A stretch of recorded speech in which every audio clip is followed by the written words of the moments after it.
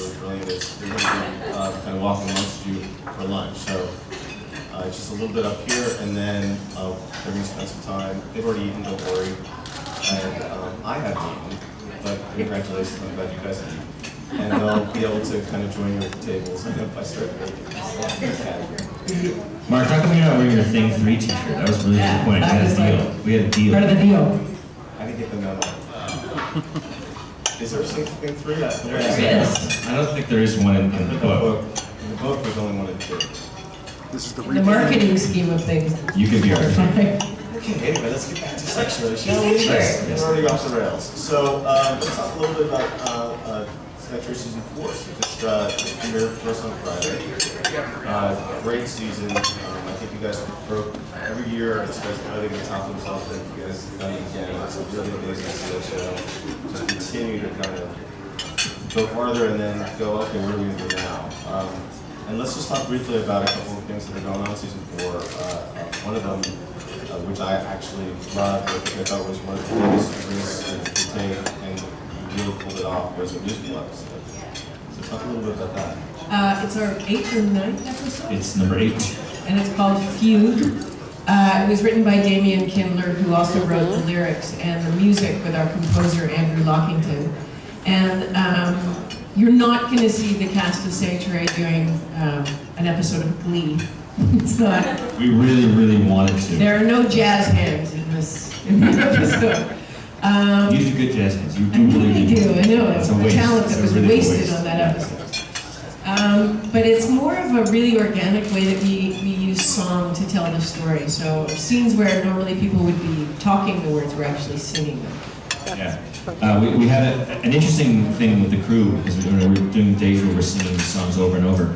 And a lot of the crew members actually came up to us and said it was odd that they kind of forgot that we were singing songs. It was like they were just watching a scene, and I think that really speaks to sort of the organic way that the music and the story have been connected. It's really well-written episode. Damian Kindler also directed it.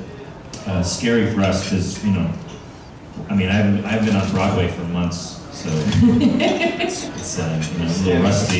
Yeah. What was really cool when we were filming it was the crew totally got into the musical aspect of it. So we would have grips walking around like, I'm carrying a ladder, I'm coming up behind you.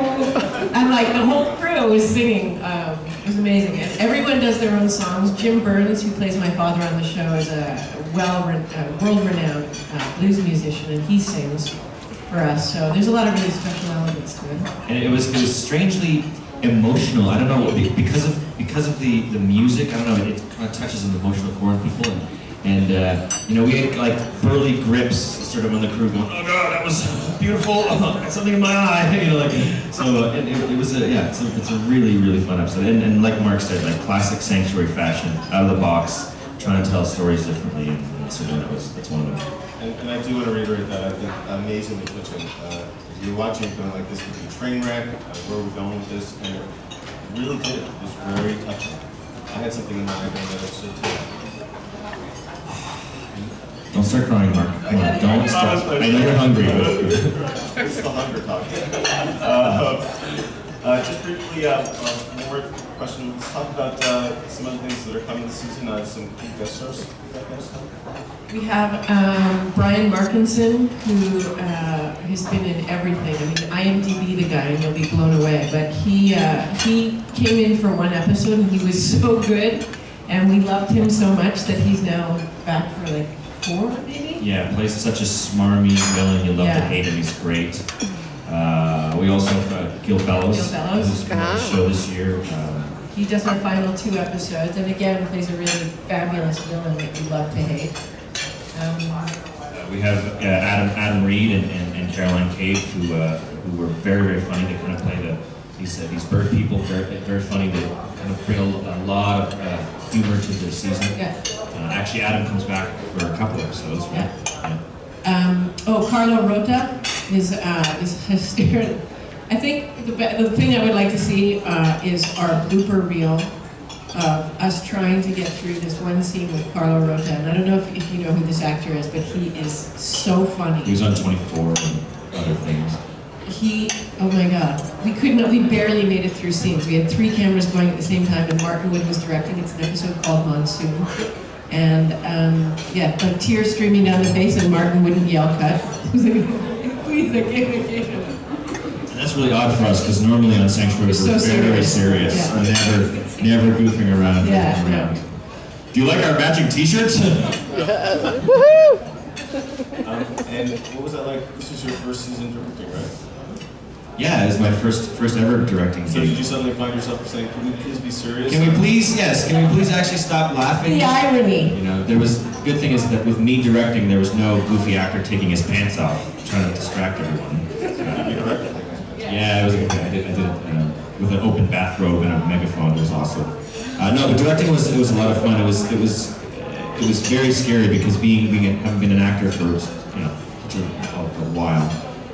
You're comfortable doing it, but then when you find yourself working in a different capacity and working with people that you're very close to and your friends, you really don't want to let them down. So I really over-prepared, but it was a magical experience. A lot of fun working. It was a really difficult episode because Robin's in the episode a lot. It's a very emotional storyline with his father, played by Al Sapienza, who was on The Sopranos.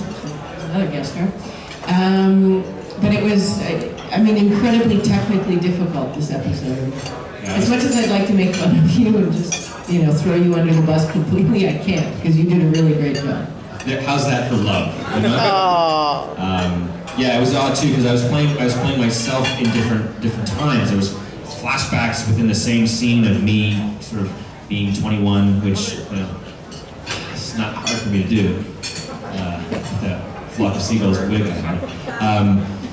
But yeah, it was a technically difficult episode, and I was both daunted and honored that I was given an episode like that. Usually, you give an actor an episode, it's like, let's give them the one where it's just 2 people in a room talking for the whole time. There's a lot of clips. Yeah, exactly. So, it was great. It was a great blast. All right, well, thank you guys, and I think we're working this one out.